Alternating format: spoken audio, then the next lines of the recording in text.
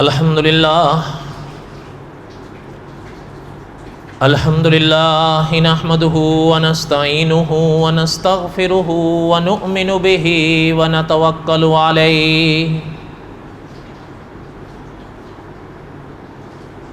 ونعوذ باللہ من شرور انفسنا ومن سیئات اعمالنا من يهده الله فلا مضل له ومن يضلله فلا هادي له ونشهد أن لا إله إلا الله وحده لا شريك له ونشهد أن سيدنا وسندنا ومولانا محمدا عبده ورسوله اما بعد اعوذ باللہ من الشیطان الرجیم بسم اللہ الرحمن الرحیم الف لام را تلک آیات الکتاب المبین انا انزلناہ قرآنا عربیا لعلکم تعقلون نحن نقص عليك احسن القصص بما اوحينا اليك هذا القرآن وان كنت من قبله لمن الغافلين صدق الله العظيم وبلغنا رسوله النبي الكريم ونحن على ذلك لمن الشاہدین والشاکرین والحمد للہ رب العالمین اللہم صلی علی محمد وعلی آل محمد کما صلیت علی ابراہیم وعلی آل ابراہیم انکا حمید مجید اللہم بارک علی محمد وعلی آل محمد کما بارکت علی ابراہیم وعلی آل ابراہیم انکا حمید مجید۔ ہمہ قسم کی حمد و ثنا اللہ ذات لم یزل لا یزال کی پاک ذات کے لیے، صدق دل سے لا تعداد مرتبہ درود و سلام امام الانبیاء حضرت محمد الرسول اللہ صلی اللہ علیہ وسلم کی پاک ذات کے لیے۔ قصص الانبیاء علیہ السلام کے اسباق ہم پڑھ رہے تھے، اور حضرت موسیٰ علیہ السلام کے واقعات کو اور حضرت موسیٰ علیہ السلام کے واقعات کے دوسرے باب کو میں دہرا رہا تھا۔ آج کے جمعے کا بیان کا تھوڑا شروع کا حصہ مجھے دہرانا پڑے گا، ساری باتیں تو نہیں دہرا سکتا، لیکن بہرحال خلاصہ دہرانا پڑے گا تاکہ یہ جو قصص الانبیاء کا ایک سلسلہ ہمارا چل رہا ہے یہ محفوظ ہونے سے کوئی کڑی رہ نہ جائے۔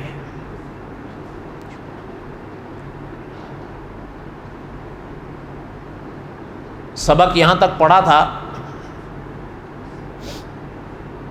بس خلاصہ دہراؤں گا، اب ساری باتیں تو پھر نہیں دہرائی جا سکتی۔ سبق یہاں تک پڑھا تھا کہ حضرت موسیٰ علیہ السلام جب تورات شریف لے کر واپس لوٹے اپنی قوم میں، ان کو بچھڑے کی پوجا کرتے پایا۔ حضرت موسیٰ علیہ السلام کو جلال آیا، ظاہر بات ہے کہ شرک ہوتے دیکھ کر حضرت موسیٰ علیہ السلام کیسے چپ رہ سکتے تھے، یا کیسے نرمیاں کر سکتے تھے۔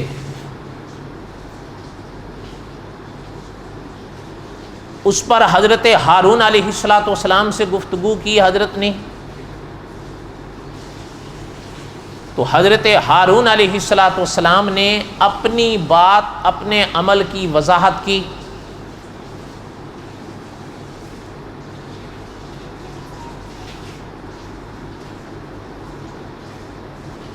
وہ سبق ہم تفصیل سے پڑھ چکے ہیں، وہ محفوظ بھی ہے.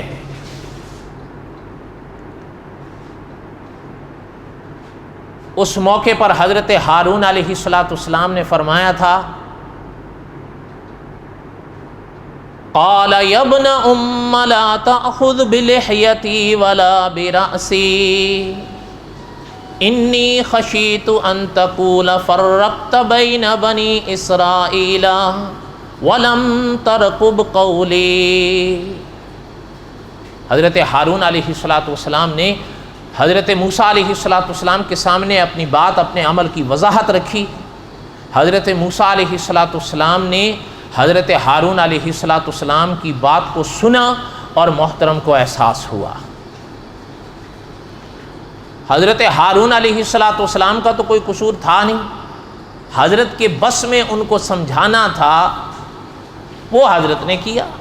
وہ نہیں مان رہے تھے، بلکہ حضرت ہارون علیہ السلام نے تو ارشاد فرمایا تھا کہ یہ تو مجھے قتل کرنے کے اس میں تھے. حضرت ہارون علیہ السلام کی بات سن کر حضرت موسیٰ علیہ السلام کو تسلی ہوئی حضرت ہارون علیہ السلام کے حوالے سے. تو اس موقع پر اللہ ذوالجلال والاکرام نے حضرت موسیٰ علیہ السلام کی دعا کو اپنے پاک کلام میں بیان فرمایا کہ حضرت موسیٰ علیہ السلام نے حضرت ہارون علیہ السلام کی بات کو سن کر فرمایا تھا، قال رب اغفر لی ولأخی وادخلنا فی رحمتک وانت ارحم الراحمین. حضرت موسیٰ علیہ السلام نے اپنے لیے، حضرت ہارون کے لیے اللہ کی پاک ذات سے بخشش کی دعا مانگی ہے اور رحمت میں داخلے کی دعا مانگی ہے. اس کے بعد جو اس سارے اس ماجرے کا گرو گھنٹال تھا سامری، حضرت موسیٰ علیہ السلام نے اس سے فرمایا، قال فما خطبک یا سامری، سامری تجھے کیا ہوا تھا، یہ تو نے کیا کیا ہے؟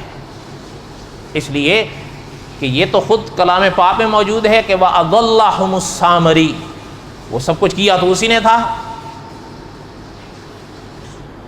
حضرت موسیٰ علیہ السلام کی بات سن کر کہنے لگا، جو میں نے دیکھا وہ کسی نے نہیں دیکھا، اور میں نے رسول کے نقش پا سے ایک مٹھی اٹھائی تھی، فَنَبَذْتُهَا، اس کو اس میں ڈال دیا، وَكَذَلِكَ سَوَّلَتْ لِي نَفْسِي، اور یہ سب کچھ میرے نفس نے مجھے سجایا. اچھا، جب یہاں تک بات پہنچی نا، قَالَ فَاذْهَبْ فَإِنَّ لَكَ فِي الْحَيَاةِ أَن تَقُولَ لَا مِسَاسَ. حضرت موسیٰ علیہ السلام نے فرمایا، اب جا، تو ساری زندگی یہی کہتا رہے گا کہ مجھے مت چھو. وَإِنَّ لَكَ مَوْعِدًا لَن تُخْلَفَا، اور ایک وعدہ تیرے لیے بعد میں ہوگا، وہ وعدہ کبھی ٹلے گا نہیں. علماء نے لکھا ہے پہلے میں سامری کی دنیاوی سزا تھی، بعض علماء نے لکھا ہے ممکن ہے کہ اس کے اوپر یہ ایک قانونی سزا نافذ کی گئی ہو جس کو آپ کے اور ہمارے ہاں بائیکاٹ کا قانون کہا جاتا ہے. اور دوسرے علماء نے فرمایا کہ بعض پرانی کتابوں میں تو یہ بھی پتہ چلتا ہے کہ قدرت سے اس کے وجود میں ایک ایسی بیماری پیدا کر دی گئی تھی کہ اگر کسی کو وہ چھو لے یا کوئی اس کو چھو لے تو دونوں کو بخار چڑھ جاتا تھا، اور بخار شدید چڑھ جاتا تھا. اس لیے وہ ایک دم وحشی حالت میں دور رہتا تھا. کسی کو اگر اس کو محسوس ہوتا تھا کہ میری طرف بڑھ رہا ہے، فوراً کہہ دیتا تھا مت آؤ مت آؤ، مجھے مت چھونا. یہ اس کی دنیاوی سزا تھی. اور آگے حضرت موسیٰ علیہ السلام نے ارشاد فرمایا کہ آخرت میں، آخر میں، بعد میں تیرے لیے ایک اور وعدہ ہے اور وہ ٹلے گا نہیں. علماء نے لکھا ہے اس سے مراد آخرت کی سزا ہے. یہاں پر ایک سوال علماء میں پیدا ہوا ہے کہ اس نے جو کچھ کیا، بنی اسرائیل کو بہکایا اور اتنا بڑا فتنہ کھڑا کر دیا، وَأَضَلَّهُمُ السَّامِرِي، یہ تو خود قرآن پاک میں اللہ نے فرمایا کہ اسی نے کیا تھا یہ سب. تو اس کو سزائے موت کیوں نہیں دی گئی؟ یہ سوال ہے. اس کا جواب علماء نے مختلف طرح سے دیا ہے. بہرحال اللہ تعالیٰ کے سپرد کریں. کچھ حکمتیں ایسی ہوتی ہیں آپ اور ہم نہیں سمجھتے. علماء نے بہرحال اس کا جواب دیا ہے کہ اس کو سزائے موت کیوں نہیں دی گئی. خیر آگے سنیں، اب ساری باتیں تو نہیں پڑھی جاتی. ایک معاملہ دیکھیں ہوا حضرت ہارون کا، وہ تو واضح ہو گیا. دوسری بات آئی سامری کی، اس کو ایک دنیا میں سزا ملی چھوت چھات کی. علماء نے تاریخ نے لکھا ہے کہ یہ چھوت چھات کی بیماری اسی سے چلی ہے. یہ جو اللہ تعالیٰ اپنی پناہ نصیب فرمائے، یہ جو وبا چل رہی ہے، ان کا کہنا بھی تو یہی ہے کہ یہ ایک سے دوسرے کو لگتی ہے. ممکن ہے جس کو لگی ہوئی ہو اس کو اتنا نہ وہ برباد کرے جتنا لگنے والے کو کر جائے، یہی تو وہ کہتے ہیں. اور اسی کو آپ کے اور ہمارے ہاں ہند میں چھوت چھات کی بیماری کہا جاتا ہے. وبا اسی سے ہے، اس لیے ان علماء نے لکھا کہ وہ اسی سے شروع ہوئی تھی. یہ اس کی دنیا کی سزا تھی کہ ساری زندگی وحشی، ایک عجیب سی وحشت اس پر چھائی رہتی تھی. کسی کو بھی دیکھتا تھا تو وہ کانپنا شروع ہو جاتا تھا، ڈرنا شروع ہو جاتا کہ میری طرف آ جائے گا. اور دوسرا اس کا آخرت کا مسئلہ تھا جس کی طرف حضرت موسیٰ علیہ السلام نے فرما دیا. تیسری بات تھی بچھڑے کی جس کو پوجا گیا. وانظر الی الہک الذی ظلت علیہ عاکفا. حضرت موسیٰ علیہ السلام نے فرمایا اب اس بت کی طرف دیکھ جس کو تو نے بنایا تھا اور اس پہ تو نے آسرا لگایا تھا. اس کے ساتھ ہم کیا کرتے ہیں؟ لَنُحَرِّكَنَّهُ ثُمَّ لَنَنْسِفَنَّهُ فِي الْيَمِّ نَسْفًا. حضرت موسیٰ نے فرمایا ہم اس کو جلائیں گے اور اس کی راکھ کو دریا میں بہا دیں گے. علماء نے لکھا اس کے ساتھ یہی کیا گیا. اس بچڑے کو جلایا گیا اور جلانے کے بعد اس کی جو راکھ تھی اس کو سمندر میں بکھیر دیا گیا. اچھا پھر اس میں کچھ علماء نے ایک سوال کیا ہے کہ وہ تو سونے سے ڈھلا ہوا تھا، وہ پگھلا کیسے؟ بہرحال ان ابحاث میں نہ پڑھیں. علماء نے لکھا ہے جب قرآن صاف کہہ رہا ہے، حضرت موسیٰ نے فرمایا تھا کہ ہم اس کو جلا دیں گے، ثم لننسفنہ، اور پھر اس کو فی الیم نسفا، بکھیر دیں گے اس کی راکھ کو. پھر حضرت موسیٰ علیہ السلام نے کر لیا، جیسے بھی کر لیا ہو گیا، بس بات ختم ہو گئی. محققین علماء نے لکھا ہے کہ ان سوالات میں پڑھنے کی ضرورت بھی نہیں ہے کیونکہ آخرت میں یہ سوالات ہم سے کیے نہیں جائیں گے. اگر طلباء کو ذوق ہو جاننے کا تو تفاسیر کی کتابوں میں ان کے جوابات موجود ہیں. میرے خیال میں ان کو یہاں بیان کرنے کی ضرورت نہیں ہے. یہاں تک بات سمجھ آئی ہے؟ یہاں تک میں نے خلاصہ پچھلے درس کا سنا لیا. اب آگے چلیں. حضرت موسیٰ علیہ السلام نے یہاں تک ارشاد فرمایا انما الہکم اللہ. اس کے بعد حضرت موسیٰ نے فرمایا، پہلی بات کو پھر ذہن میں لے آئیں. ایک مسئلہ تھا حضرت ہارون کا، وہ تو صاف ہو گیا. دوسری بات تھی سامری کی، اس پر سزا نافذ ہوئی دنیا میں آخرت میں. اور اس کے بعد مسئلہ آیا بچھڑے کا، اس کو جلا دیا گیا اور اس کی راکھ کو بکھیر دیا گیا. اس کے بعد ایک مسئلہ اور رہتا ہے، وہ آگے آئے گا. آپ کے ذہن میں ہے وہ کون سا مسئلہ ہے؟ دیکھیں ایک بات تو تھی نا حضرت ہارون کی، دوسری بات تھی سامری کی، تیسری بات تھی بچھڑے کی. وہ تو آ گئی ان وضاحتوں میں. چوتھا اور آخری پہلو ایک اور باقی ہے، وہ کیا؟ پوجا گیا تھا.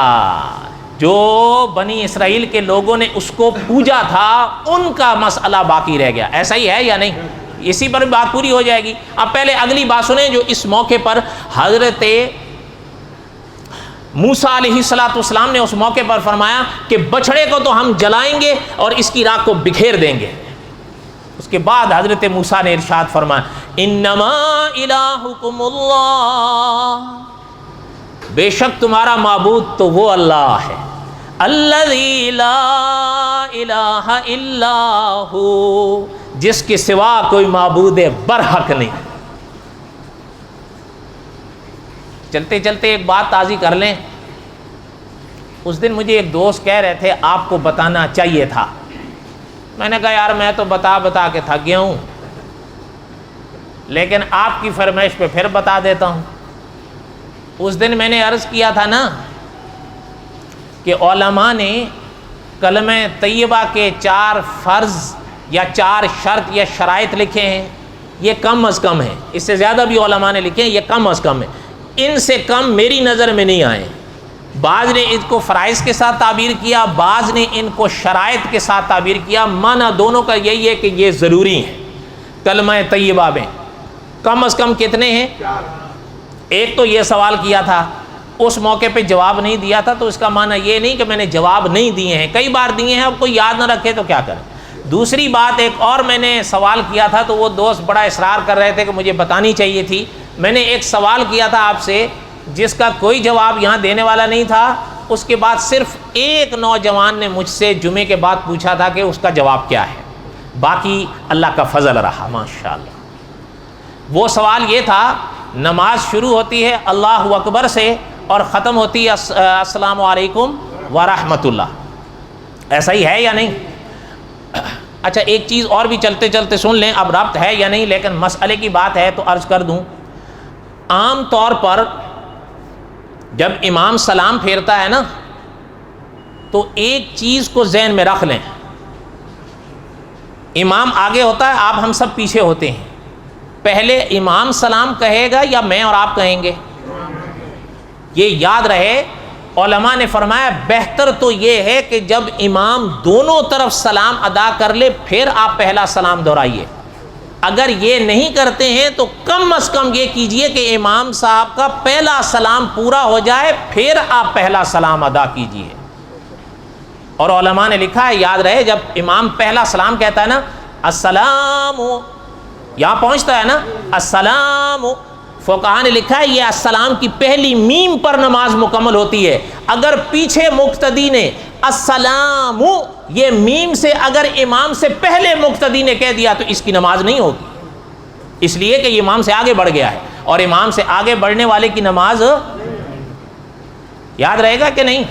جب امام کا، اسی لیے فقہاء نے لکھا سب سے بہتر تو یہ ہے جب امام دونوں سلاموں سے پھیر دے، دونوں سلام پھر کہو، کیا حرج ہے؟ لیکن دوسرے علماء نے فرمایا اگر ہانگ کانگ والے اتنا انتظار نہیں کرتے، چونکہ جلدی ہوتی ہے، کھانے بھی پہنچانے ہوتے ہیں اور بھی کئی طرح کے کام ہوتے ہیں، تو پھر وہ ایسا کر لیں کہ جب کم از کم امام پہلا سلام مکمل کر لے پھر دوسرا سلام کہیں تاکہ کوئی شک نہ کہے، اس لیے کہ جب پہلا، یہ یاد رہے السلام، یہ جو پہلا السلام کے حرف میم ہے اس پر علماء نے لکھا نماز کا واجب مکمل ہو جاتا ہے، اس لیے اس سے آگے نہ بڑھیں کم از کم۔ یہ بات یاد رہے گی کہ نہیں؟ بولو۔ اچھا جو بات عرض کر رہا تھا، السلام علیکم ورحمۃ اللہ پہ نماز پوری ہو جاتی ہے، تو میں نے ایک چھوٹا سا سوال کیا تھا کہ نماز میں کون سی تکبیر فرض ہے، کون سی واجب ہے اور کون سی سنت ہے؟ یاد آیا سوال کا کہ نہیں؟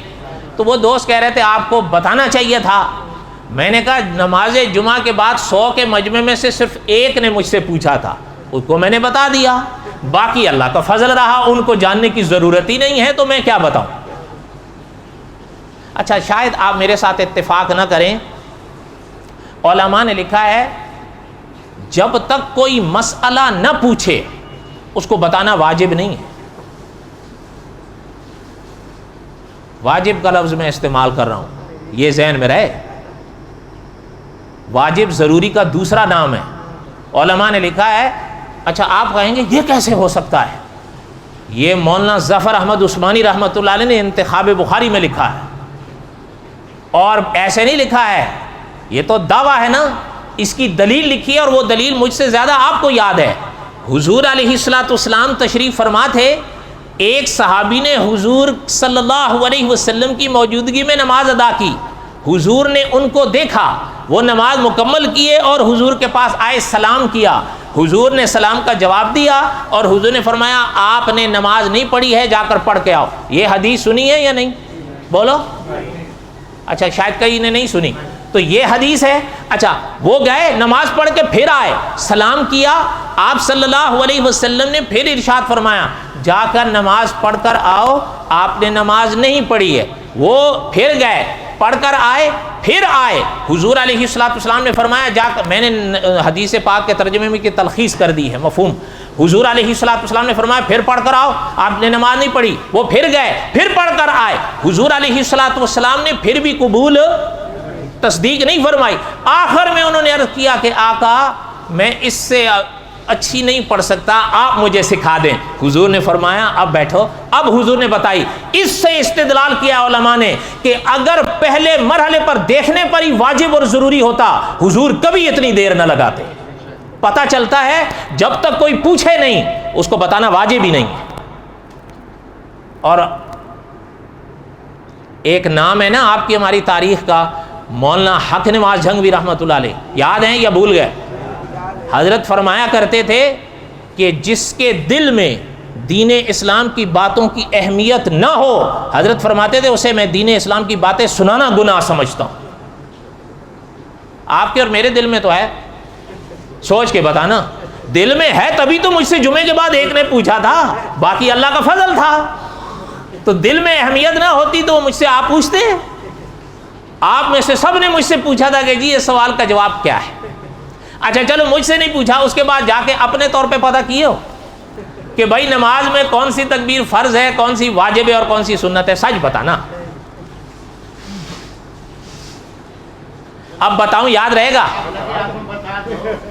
اب بتاؤں یاد رہے گا؟ اب سنو، یہ اس نے خیر مجھ سے کہا تو میں نے کہا اچھا چلو میں تھوڑا سا جھنجھوڑ ونجوڑ کے بتا دوں گا۔ پہلی تکبیر جب نماز آپ شروع نیت کرتے ہیں نا، نیت کرنے کے بعد کیا کہتے ہیں؟ اللہ اکبر۔ یہ تکبیر فرض ہے۔ اس کو بعض علماء نے فرمایا شرط ہے، بعض نے فرمایا فرض ہے۔ ان میں دونوں علمی فرق ہے، آپ اس میں مت پڑھیں، بس معنی یہی ہے ضروری ہے۔ ایک قول لے لیں کہ یہ تکبیر فرض ہے۔ اچھا آپ کو یاد ہوگا جب آپ اور ہم دن میں وتر کتنی بار پڑھتے ہیں؟ 5 نمازوں میں ایک ہی بار وتر کی نماز پڑھی جاتی ہے۔ دعائے قنوت کتنی بار پڑھتے ہیں؟ ایک دفعہ۔ دعائے قنوت سے پہلے جو اللہ اکبر کہہ کے ہاتھ باندھتے ہیں نا، پھر پڑھتے ہیں نا اللہم انا نستعینک، یہ تکبیر واجب ہے۔ کتنی ہو گئیں؟ 2۔ اس کے سوا جتنی تکبیرات ہیں وہ ساری سنت ہیں۔ ان کو کہا جاتا ہے علماء کی زبان میں تکبیرات انتقالیہ۔ وہ دیکھیں نا، انسان یوں ہوتا ہے، اللہ اکبر کہہ کے یوں آ جاتا ہے، پھر قومے میں جاتا ہے، اس کے بعد اللہ اکبر کہہ کے سجدے میں چلا جاتا ہے، سجدے میں جاتا ہے اللہ اکبر کہہ کے جلسے میں آ جاتا ہے، جلسے سے سجدے میں جاتا ہے، سجدے سے اللہ اکبر کہہ کے تشہد میں آ جاتا ہے یا قیام میں آ جاتا ہے۔ تو یہ انسان انتقال کر رہا ہے نا، یہاں سے وہاں، وہاں سے یہاں ہو رہا ہے، ایسا ہی ہے یا نہیں؟ اس لیے ان سب کو علماء کی زبان میں کہتے ہیں تکبیرات انتقالیہ، یہ ساری سنت ہیں۔ اگر پہلی تکبیر رہ گئی کوئی حل نہیں، دوسری اللہ نہ کرے کسی کے رہ گئی، سجدہ صاحب سے بدلہ ہوگا۔ اگر سنتوں والی تکبیرات کوئی رہ گئی نماز ہو جائے گی، اگر غلطی سے رہ گئی تو کوئی بات نہیں، نماز ہو جائے گی۔ اب جواب سارا سمجھ میں آ گیا یا اب بھی نہیں آیا؟ اب آ جائیں اس پہ کہ جو کلمے کے فرائض کم از کم یا شرائط علماء نے بتائیں، 4 ہیں۔ کتنے ہیں؟ 4 ہیں۔ پہلا ہے زبان سے پڑھنا، دوسرا ہے دل سے ماننا، جس کو تصدیق کہتے ہیں کہ انسان جو زبان سے پڑھ رہا ہے اس کو دل سے مانے۔ کتنے ہوئے؟ 2۔ تیسرا ہے کہ وہ جو پڑھ رہا ہے لا الہ الا اللہ محمد الرسول اللہ، اس کا معنی اپنی زبان میں جانے کہ اس کا معنی کیا ہے۔ یہ کلمے کی تیسری جو شرط یا تیسرا فرض ہے۔ اگر آدمی کو پتہ ہی نہ ہوگا میں کیا پڑھ رہا ہوں تو علماء نے لکھا ہے اس طرح تو طوطے کو بھی رٹا دو وہ بھی پڑھ لے گا۔ اس لیے یاد رہے پہلے کلمے کا ترجمہ اپنی زبان میں جاننا یہ فرض ہے۔ سیکھو، نہیں آتا تو کسی سے پوچھو۔ فَاسْأَلُوا أَهْلَ الذِّكْرِ إِن كُنتُمْ لَا تَعْلَمُونَ، اللہ نے قرآن پاک میں فرمایا نہیں جانتے ہو تو جاننے والوں سے پوچھو، یہی حل ہے سب سے بڑا۔ کلمے کا ترجمہ یاد ہے یا میں دوہرا دوں؟ چلو پھر ہو یاد ہے تو پھر کس لیے دوہرا دوں؟ لا نہیں الہ کوئی بھی معبود برحق الا اللہ مگر اللہ، محمد الرسول اللہ، محمد اللہ کے رسول ہیں، یہ کلمے کا لفظی ترجمہ ہے۔ لا نہیں الہ کوئی بھی معبود برحق، یہ علماء محققین نے اس میں یہ اضافہ کیا ہے اس معنی میں سمجھانے کے لیے کہ وہ لوگوں نے، اللہ تعالیٰ اپنی پناہ نصیب فرمائے، لوگوں نے معبود تو کئی گھڑ لیے ہیں، گھڑ لیے ہیں یا نہیں گھڑ لیے ہیں؟ کسی نے رام کو معبود کا نام دے دیا، کسی نے مہاتما بدھ کو دے دیا، کسی نے حضرت مسیح کو دے دیا، کسی نے حضرت مریم کو دے دیا، کسی نے حضرت علی کو دے دیا، اور میں نے اور آپ نے؟ اچھا اللہ کرے ایسا ہی ہو۔ اس لیے فرمایا لا نہیں الہ کوئی بھی معبود برحق الا اللہ مگر اللہ، محمد الرسول اللہ محمد اللہ کے رسول ہیں، تھے یا ہیں، قیامت تک ہیں۔ یہ کلمے کا تیسرا فرض یا تیسری شرط ہے۔ اور چوتھا یہ ہے، علماء نے لکھا ہے کہ انسان کی زندگی کی ڈور اس کلمے کے یقین اور اس کلمے کے اقرار پر ٹوٹ جائے، اس کو کہتے ہیں خاتمہ بالخیر۔ اور مولانا عبدالشکور دین پوری رحمۃ اللہ علیہ فرمایا کرتے تھے خاتمہ بالخیر ہو تو خیر ہوتی ہے، اللہ نہ کرے خاتمہ بالخیر نہیں تو پھر خیر۔ یہ 4 فرض یا 4 شرطیں یاد رہیں گی؟ بولو۔ تو جو بات عرض کر رہا تھا، ایک دوست نے کہا تھا یہ دہرا دیں، چلے میں نے دہرا دیا اس نسبت سے کہ حضرت موسیٰ علیہ السلام نے فرمایا تھا اس بچڑے کو ہم جلائیں گے اور جلانے کے بعد اس کی راکھ کو دریا میں بہا دیں گے۔ اس موقع پر محترم نے فرمایا انما الہکم اللہ الذی لا الہ الا ہو وسعت کل شیء علما، وسع کل شیء علما۔ حضرت موسیٰ نے فرمایا کہ معبود تو معبود برحق ایک ہے جس کو اللہ کہتے ہیں۔ انما الہکم اللہ، تمہارا اللہ ایک ہی ہے۔ اچھا یہاں پر چلتے چلتے یہ بات کہیں، کبھی کبھی میں کسی سے کہتا ہوں نا آپ کا دیش یا آپ کے صاحب یا آپ کے دوست، فوراً کہتا ہے آپ کا نہیں ہے۔ اچھا یہاں جو حضرت موسیٰ فرما رہے ہیں انما الہکم اللہ، تم سب کا رب تو ایک ہے، اللہ حضرت موسیٰ کے رب نہیں تھے؟ تو پھر حضرت موسیٰ تو فرمایا تو آپ جو جملہ کہتے ہیں وہ یہاں پر بھی فٹ کر دیو کرو۔ حضرت موسیٰ ملیں تو ان سے بھی کہہ دینا کہ کیا اللہ آپ کے رب نہیں تھے؟ آپ نے کیوں کہا تھا بنی اسرائیل کو کہ تمہارے رب تو اللہ ہیں؟ اچھا آپ صلی اللہ علیہ وسلم کے پاک دل پر بعض علماء کے نزدیک، ہاں بعض علماء، یہ ذہن میں رہے، بعض علماء کے نزدیک جو آخری وحی آئی الیوم اکملت لکم دین، ٹھیک ہے نا؟ اچھا اللہ نے کیا فرمایا تمہارے دین کو ہم نے مکمل کر دیا۔ اچھا تو دین اسلام آپ کا اور میرا دین ہے، اللہ کا دین تو ہے نہیں سمجھ آئی؟ علماء نے لکھا ہے ایک کی نسبت سے دوسری کی نسبت کی نفی نہیں ہوتی۔ یہ تھوڑا ہے کہ ادھر ایک کی طرف نسبت کر دی گئی یا اپنی طرف نسبت کر دی گئی تو دوسرے پہلو کا انکار ہو گیا، نہ۔ تو بہرحال حضرت موسیٰ علیہ السلام نے فرمایا انما الہکم اللہ، تمہارے الہ تو ایک اللہ ہیں، الذی لا الہ الا ہو، جس کے سوا کوئی معبود برحق نہیں، وسع کل شیء علما، جن کا علم ہر شے کو گھیرے ہوئے، یعنی کوئی شے اللہ کے علم سے باہر نہیں ہے۔ یہ بنی اسرائیل کے رسول حضرت موسیٰ کلیم علیہ السلام کے پاک دل پر اترنے والی وحی تھی، جس کا اظہار حضرت موسیٰ نے اس موقع پہ کیا، اور آپ صلی اللہ علیہ وسلم کے پاک دل پر جو وحی اتری اللہ نے ان حضرت موسیٰ کے جملوں کو اس وحی میں نقل اور بیان فرمایا ہے۔ وسع کل شیء علما، اس کا معنی یہ ہے اللہ کے علم سے کوئی شے باہر نہیں ہے۔ اور اگر آپ دوسری طرف دیکھیں جو اللہ کے رسول صلی اللہ علیہ وسلم کے پاک دل پر وحی اتری، وَعِندَهُ مَفَاتِحُ الْغَيْبِ لَا يَعْلَمُهَا إِلَّا هُوَ وَيَعْلَمُ مَا فِي الْبَرِّ وَالْبَحْرِ وَمَا تَسْقُطُ مِنْ وَرَقَةٍ إِلَّا يَعْلَمُهَا وَلَا حَبَّةٍ فِي ظُلُمَاتِ الْأَرْضِ وَلَا رَطْبٍ وَلَا يَابِسٍ إِلَّا فِي كِتَابٍ مُبِينٍ۔ اللہ نے فرمایا کہ پتجھڑ کے موسم میں درختوں سے کوئی پتا گرنے والا ایسا نہیں جو ہمارے علم سے باہر ہو۔ اور سبحان اللہ تو کہہ دو ہے وہ اللہ کے بندو، پتہ نہیں آپ سیارے سے تو نہیں آتے ہیں، ذرا سچ سچ بتانا۔ مگر خیر ہمارے قاری عبداللہ یابی صاحب فرماتے تھے سمجھ ہی نہیں آتی تو سبحان اللہ کیا کہیں گے، سمجھ آئے گی تو سبحان اللہ کہیں گے۔ ایک بات ناراض نہ ہونا میں کہوں، مولانا نور الحسن بخاری رحمۃ اللہ علیہ مجھے یاد آئے، حضرت فرمایا کرتے تھے کوئی بھی دین اسلام کو ماں کی گود سے سیکھ کر نہیں آتا، اس کو اسی دنیا میں سیکھنا پڑتا ہے۔ کوشش کرو ابھی بھی وقت ہے، سیکھ لو، ہماری باتیں کڑوی مانو، کچھ بھی کہو، لیکن ہم ایک بات آپ سے کہہ کے جائیں گے کہ سیکھو، ابھی بھی وقت ہے۔ اس دن میں شیخ الحدیث مولانا زکریا صاحب تھے نا، ٹیشو ذرا دے دو، رحمۃ اللہ علیہ، شکریہ، ان کی ایک کتاب پڑھ رہا تھا، میں ایک لفظ پڑھا، میں حیران ہو گیا۔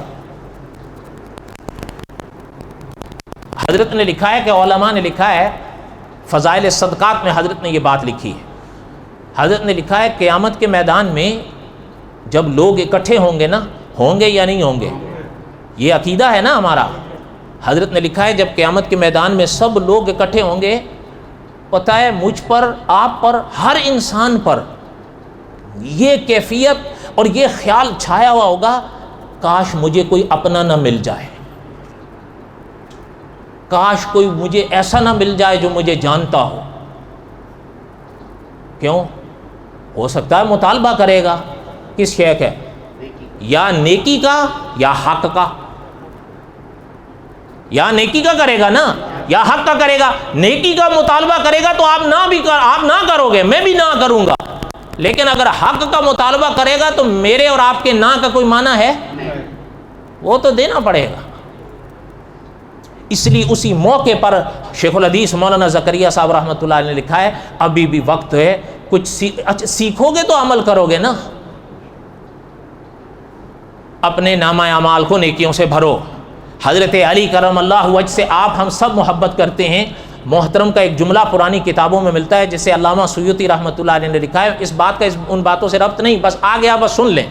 حضرت علی رضی اللہ تعالیٰ فرماتے تھے، قبر انسان کے عمل کا صندوق ہوتا ہے، آپ کی مرضی اس میں اچھائیاں ڈال لو، آپ کی مرضی اس میں برائیاں ڈال لو۔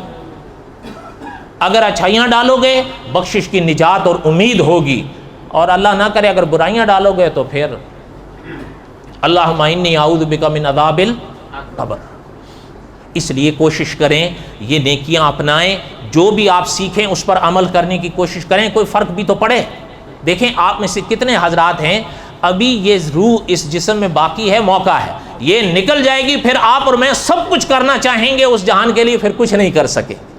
یہاں آپ محنت کریں، کوئی آپ کو منع نہیں کرتا، آپ جتنی مرضی محنت کریں، ربنا آتنا فی الدنیا، لیکن آخرت کو ذہن میں رکھ کر کریں۔ بلکہ بعض علماء نے لکھا ہے یہاں آپ اتنا کریں جتنا یہاں رہنا ہے، وہاں کتنا رہنا ہے آپ سب جانتے ہیں، اور کوشش کریں۔ اللہ تعالیٰ کی تو وہ پاک ذات ہے، مختصر اعمال پر بڑے بڑے اجر دیتی ہے۔ علامہ جزری رحمۃ اللہ علیہ نے ایک حدیث لکھی ہے، ذرا سنو، آخری بات کہہ رہا ہوں۔ علامہ جزری رحمۃ اللہ نے لکھا ہے جب انسان نماز پڑھتا ہے عموماً ہر شخص کو آیت الکرسی یاد ہوتی ہے، ایک ہی تو آیت ہے، اسی لیے تو اسے آیت الکرسی کہتے ہیں، ایک ہی آیت ہے، وہ سب کو یاد ہوتی ہے۔